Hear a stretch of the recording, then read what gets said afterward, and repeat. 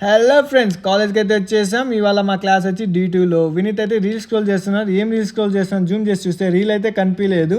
యశ్వంత్ అయితే మొత్తం మనకు ₹5 అయితే సేవ్ చేసినాడు. అడ్రస్ సేవ్ చేసినాడంటే పాత చాట్ తీసుకొని ఎరేజర్తో రుబ్బి అయితే తెల్లగా అయితే చేసినాడు. సిఆర్ బాధ్యత అయితే పర్ఫెక్ట్గా అయితే చేస్తున్నాడు. మేడం వచ్చే లోపల అయితే బ్లాక్ బోర్డ్ని అయితే క్లీన్ చేసేసాడు.